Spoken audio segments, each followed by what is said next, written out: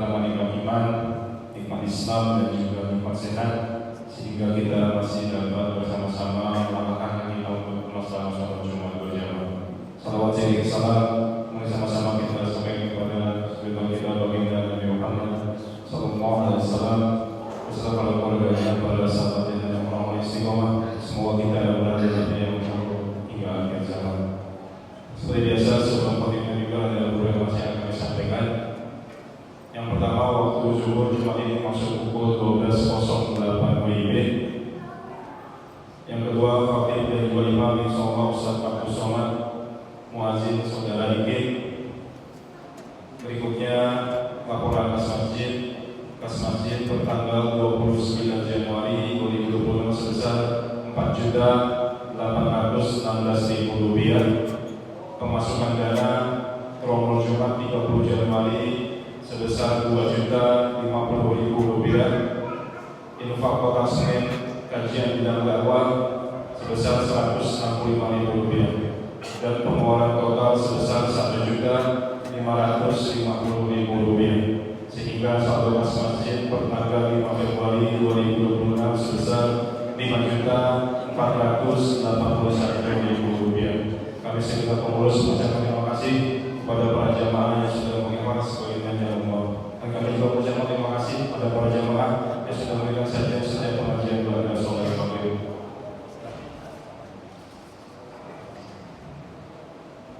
Yang berikutnya, undangan dari Forkomas Sabtu 7 Februari bertempat di Masjid Al-Furqan, Jalan Kartini 2 R04. Penceramah Dr. Kiai Haji Khairul Ansori LCMA dengan tema ceramah Terakhir Ramadan menyambut datangnya bulan Ramadan. Sekali lagi, Forkomas Sabtu 7 Februari bertempat di Masjid Al-Furqan. Penceramah Dr. Kiai Haji Khairul Ansori LCMA dengan tema ceramah Terakhir Ramadan. Yang terakhir, kami mengimbau kepada para jamaah yang sudah hadir untuk mengisi sabta berlebihan dari dahulu dan yang mengkomunikasi mohon di silent atau dinonaktifkan. Itu saja. Kurang lebihnya mohon maaf. Wassalamualaikum warahmatullahi wabarakatuh. Assalamualaikum warahmatullahi wabarakatuh.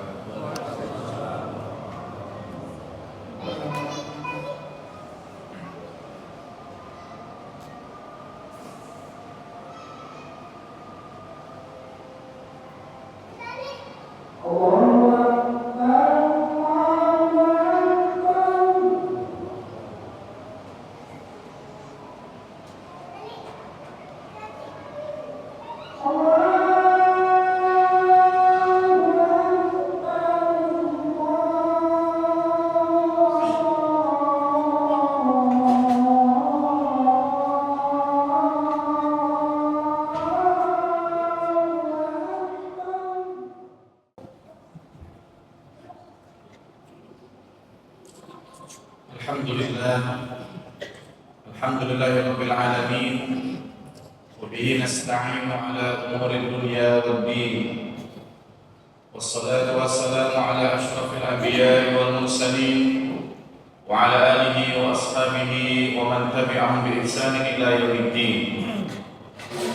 Asyhadu an la ilaha illallah wahdahu la syarika lah wa asyhadu anna Muhammadan abduhu wa rasuluhu la nabiyya ba'dahu. قال الله تعالى في كتابه الكريم أعوذ بالله من الشيطان الرجيم يا أيها الذين آمنوا اتقوا الله حق تقاته ولا تموتن إلا وأنتم مسلمون وقال يا أيها الناس اعبدوا ربكم الذي خلقكم من نفس واحدة وخلق منها زوجها وبث منهما رجالا كثيرا ونساء واتقوا الله الذي تساءلون به والأرحام إن الله كان عليكم رقيبا وقال يا أيها الذين آمنوا اتقوا الله وقولوا قولا سديدا يصلح لكم أعمالكم ويغفر لكم ذنوبكم ومن يطع الله ورسوله فقد فاز فوزا عظيما أما بعد أوصيكم ونفسي بتقوى الله وطاعته فقد فاز المتقون. Hadirin sidang Jumat yang dimuliakan Allah Subhanahu wa taala, alhamdulillah adalah kita senantiasa bersyukur kepada Allah atas nikmat iman dan Islam serta taufiknya, sehingga pada kesempatan siang hari ini kita semua dapat hadir dalam majlis yang mulia, yaitu majlis Jumat, di mana banyak sekali keutamaan yang bisa kita dapatkan apabila seseorang bisa hadir dalam majlis Jumat di awal waktu. Hadirin sidang Jumat dengan Allah Subhanahu wa taala, beberapa waktu lagi, 11 atau 12 hari lagi insyaallah kita akan berjumpa dengan Ramadan. Dan kita semua meminta kepada Allah dengan sungguh-sungguh agar diperjumpakan kembali dengan bulan Ramadan.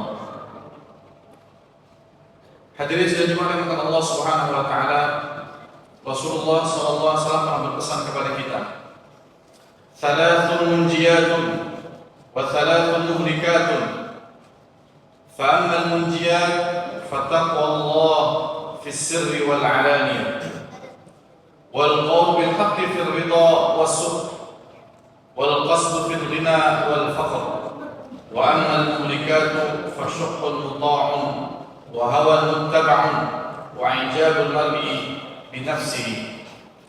Rasulullah berpesan kepada kita tentang 3 perkara yang menyelamatkan manusia, yang mengangkat derajat manusia, dan 3 perkara yang dapat menjatuhkan manusia dan menghinakan manusia. Yang pertama adalah kata Rasulullah SAW, 3 perkara pertama yang dapat menyelamatkan manusia, yang dapat mengangkat derajat manusia.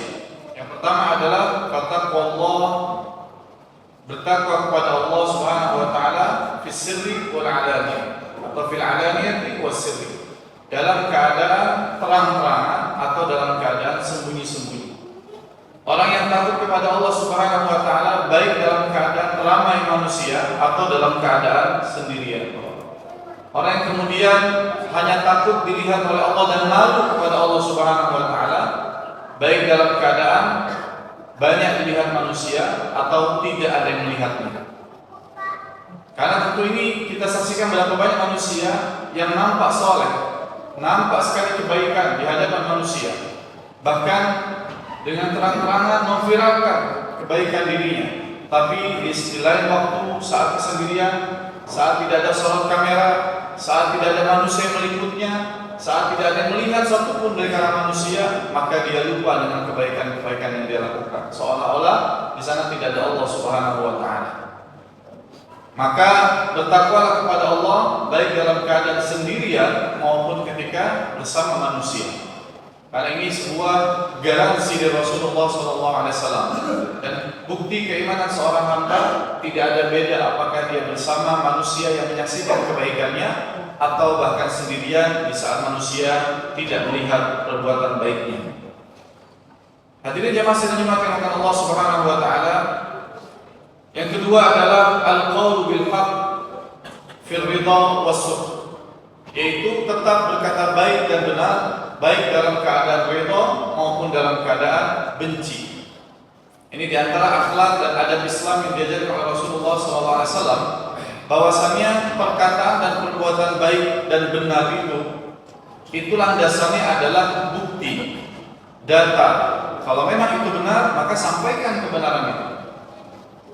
Karena banyak diantara kita kalau sudah benci sama orang, maka apapun yang dilakukan oleh orang tersebut pasti buruk. Atau kalaupun benar, kita akan cari-cari celah bahwasanya perbuatan itu bukan dia lakukan. Karena apa? Karena landasannya adalah sudah benci kepada orang tersebut. Dan Rasulullah mengajarkan kepada kita bahwasanya kalaupun kita tidak suka dengan orang, benci dengan seseorang, dengan sosok tertentu, dengan tokoh tertentu, kalau memang apa yang dia lakukan itu benar, maka katakan itu benar.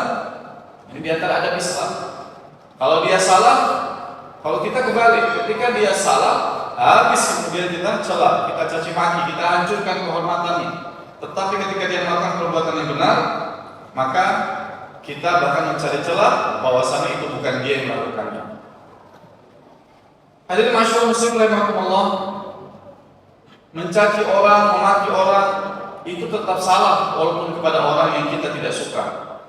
Kepada orang yang walaupun itu beda kelompok, beda partai misal, atau beda tempat pengajian. Namanya menghina, mencaci orang, memfitnah, itu tetap terlarang dalam Islam, walaupun berbeda atau kita tidak suka dengan orang tersebut.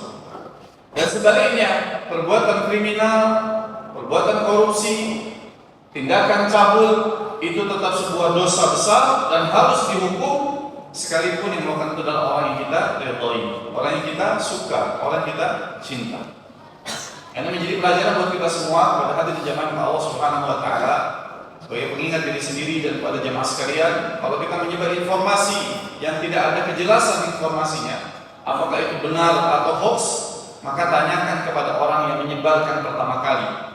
Jangan justru kita sebarkan ke grup yang lain kemudian kita tanya. Mau bertanya ini informasi benar atau salah? Salah. Tanyakan dulu kepada yang Anda dapat informasi pertama kali, untuk memastikan bahwasanya kita menyebar informasi yang benar. Ini kadang-kadang sudah dikasih informasi yang benar, bantahan dari berita hoax yang kita sebarkan, bantahannya itu tidak mau disebarkan kembali. Hati-hati jangan Allah Subhanahu wa taala, karena perkara-perkara yang kita sebarkan yang itu terkait dengan kehormatan manusia itu bukan perkara ringan di hadapan Allah Subhanahu wa taala. Itu perkara yang berat dan ada tuntutan hukumnya, ada hududnya, ada hadnya. Apalagi menghina orang, menuduh orang berzina misalkan, memfitnah kehormatan orang yang dia tidak tahu, hanya mendapatkan selebaran kalau orang dulu. Kalau sekarang hanya mendapatkan informasi melalui WhatsApp atau melalui chat messenger. Yang kemudian karena kita tidak suka dengan orang tersebut dan mendapat informasi A1 katanya, entah A1-nya siapa, akhirnya dia sebarkan. Begitu ada bantahannya, semangatnya tidak sama untuk menyebarkan seperti ketika menyebarkan hoaxnya. Hati-hati, jangan sampai kemudian kita dikuasai oleh setan untuk menghancurkan kehormatan manusia atas dasar kebencian. Maka Nabi mengajarkan berkatalah yang benar, baik dalam keadaan kita suka atau kita tidak suka terhadap orang tersebut. Sampaikan kalau menjadi saksi terhadap seseorang. Walaupun kita nggak suka dengan tetangga itu, tapi kalau dia benar, sampaikan benar. Kalau dia tidak melakukan kesalahan, sampaikan dia tidak melakukan kesalahan. Dan yang ketiga, wal qasdu fil ghina wal faqr. Berlakulah sederhana, walaupun dalam keadaan berlebihan, berkecukupan, berkemampuan, maupun dalam keadaan fakir. Kalau orang fakir sederhana, memang sudah wayahnya, dan sebagai bentuk kesyukuran kepada Allah Subhanahu wa taala. Bukan berupaya untuk tampil seolah-olah dia orang yang berada, jangan. Dan sebaliknya, orang yang Allah berikan kelebihan harta banyak, maka berlakulah sewajarnya. Tidak harus flexing, tidak harus pamer kanan kiri, tidak harus menceritakan semua hal kepada manusia. Ya, karena apa yang kita ceritakan belum tentu diterima baik oleh manusia yang lainnya. Maka sebaiknya sembunyikan kepada orang banyak. Pada orang tertentu mungkin boleh kita ceritakan sebagai bentuk tahadus bin ni'am, tapi tidak harus semua orang mengetahui apa yang kita dapatkan dari Allah Subhanahu wa taala. Maka berlakulah sederhana, dan ini diajarkan oleh Rasulullah SAW. Rasulullah itu adalah orang yang kaya raya. Kekayaan beliau itu bernilai 1.500.000 gram emas. Nah, sekarang tinggal dikalikan berapa jumlahnya. Itu baru harta emas. Belum termasuk harta-harta beliau yang lain. Untanya, kudanya, kambingnya, baju besinya, tombaknya, pedangnya, zirahnya, dan seterusnya. Itu dihitung baru emasnya. Lalu kenapa Nabi napas sederhana? Karena semuanya habis diberikan untuk Allah Subhanahu wa taala. Semuanya disedekahkan di jalan Allah Subhanahu wa taala. Semuanya dibagi-bagikan kepada mereka yang membutuhkan. Tapi hakikat sebenarnya Rasulullah SAW memiliki harta yang luar biasa. Dan Rasulullah berlaku sederhana di hadapan para sahabatnya. Makannya sederhana, rumahnya sederhana, tidurnya sederhana. Subhanallah. Dan itu adalah sebuah teladan yang baik bagi kita sebagai pengikut yang setia. Wa amma muhlikat, kata Rasulullah SAW, ada pun perkara-perkara yang dapat menghancurkan manusia, maka fasyuhul muta', bakhil, sifat pelit yang kelewatan, bahkan terhadap anaknya, terhadap istrinya, boro-boro untuk orang lain, boro-boro untuk agamanya, boro-boro untuk jihad fisabilillah, bahkan untuk anak dan istrinya pun bakhilnya luar biasa. Sehingga istrinya itu menderita, anak-anaknya menderita, bukan tidak ada hartanya. Ada hartanya, tapi sifat bakhilnya ini yang kemudian mengikatnya. Sehingga seolah-olah sang istri merasa menyesal menikah dengan lelaki yang pelit yang luar biasa. Nah, ini adalah sifat yang buruk dan sifat yang harus dijauhi bagi orang-orang yang beriman. Wa hawa muttaba', dan nafsu yang diikuti. Keinginan hawa nafsu kita sedikit-sedikit apapun keinginannya kita ikuti. Ya, makannya yang banyak. Orang pada puasa dia tidak puasa. Ya. Orang pada taraweh dia nggak taraweh. Kenapa? Karena mengikuti hawa nafsu. Hawa nafsunya apa? Malas. Hawa nafsunya apa? Pengen bersenang-senang. Pengen masih main game luar biasa. Bahkan orang taraweh pun dia sempat-sempatnya main game di masjid. Subhanallah. Nah, ini pengurus masjid saya harapkan perlu diperhatikan ya, anak-anak kita, adik-adik kita, bahkan pemuda-pemuda kita yang duduk di belakang main game ketika tarawih itu diingatkan, karena itu tanggung jawab pengurus masjid. Wasyuhun muta dan wahawan muttaba, dan hawa nafsu yang diikuti. Nah, ini akan menjerumuskan manusia, akan membutakan manusia, karena orang kalau sudah mengikuti hawa nafsunya, mengikuti hasrat liarnya, maka dia tidak peduli lagi halal dan haram. Dia tidak peduli lagi apakah menghancurkan kehormatan saudaranya atau tidak. Dia tidak peduli lagi apakah menginjak sana, menginjak sini, sikut kanan, sikut kiri, ya, dan lain sebagainya. Dia tidak peduli lagi apakah dia berlaku zalim atau tidak. Nah, itu kenapa? Karena hawa muttaba. Dia mengikuti hawa nafsunya belaka. Namanya pengen kaya, sudah pokoknya gimana caranya harus kaya.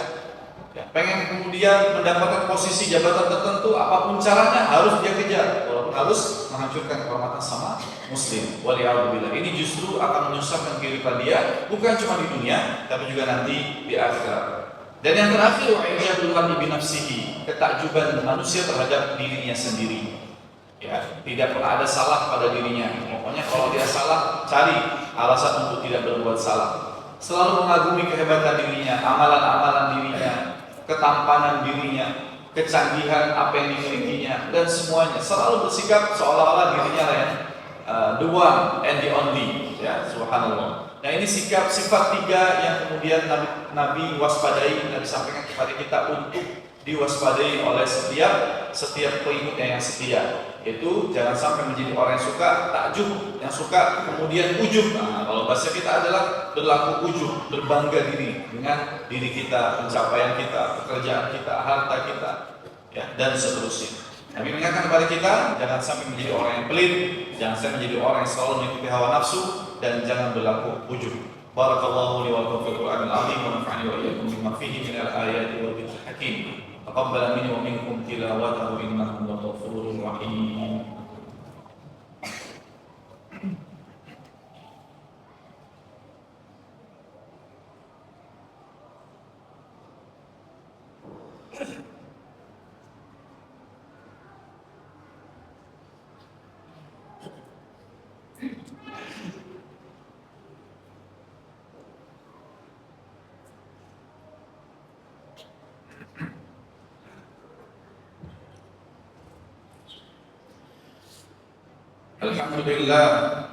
Alhamdulillah ala ihsanihi wa syukru lahu ala tawfiqihi wa imtinanihi wa asyhadu an la ilaha illallah wahdahu la syarika lah wa asyhadu anna Muhammadan abduhu wa rasuluhu ad-da'i ila ridwanihi. Allahumma shalli ala sayyidina Muhammad wa ala alihi wa ashabihi wa sallim tasliman katsira. Amma ba'd. Fa ya ayyuhan nas ittaqullaha fi ma amara wa antahu amma naha. واعلموا أن الله أمركم بأمر بدأ فيه بنفسه وثنى بملائكته وقدسه وقال تعالى إن الله وملائكته يصلون على النبي يا أيها الذين آمنوا صلوا عليه وسلموا تسليما اللهم صل على محمد وعلى آل محمد كما صليت على إبراهيم وعلى آل إبراهيم وبارك على محمد وعلى آل محمد كما باركت على إبراهيم وعلى آل إبراهيم إنك حميد مجيد اللهم اغفر للمؤمنين والمؤمنات والمسلمين والمسلمات الأحياء منهم والأموات إنك سميع قريب مجيب الدعوات ويا قاضي الحاجات اللهم أعز الإسلام والمسلمين وأذل الشرك والمشركين وانصر عبادك الموحدين وانصر من نصر الدين واخذل من خذل المسلمين ودمر أعداء الدين وأعل كلماتك إلى يوم الدين اللهم ادفع عنا البلاء والوباء والزلازل والمحن وسوء الفتنة والمحن ما ظهر منها وما بطن عن بلدنا هذا إندونيسيا خاصة وسائر البلدان المسلمين عامة يا رب العالمين ربنا هب لنا من أزواجنا وذرياتنا قرة أعين واجعلنا للمتقين إماما ربنا اغفر لنا ذنوبنا ولإخواننا الذين سبقونا بالإيمان ولا تجعل في قلوبنا غلا للذين آمنوا ربنا إنك رؤوف رحيم ربنا لا تزغ قلوبنا بعد إذ هديتنا وهب لنا من لدنك رحمة إنك أنت الوهاب ربنا ظلمنا أنفسنا وإن لم تغفر لنا وترحمنا لنكونن من الخاسرين ربنا آتنا في الدنيا حسنة وفي الآخرة حسنة وقنا عذاب النار والحمد لله رب العالمين.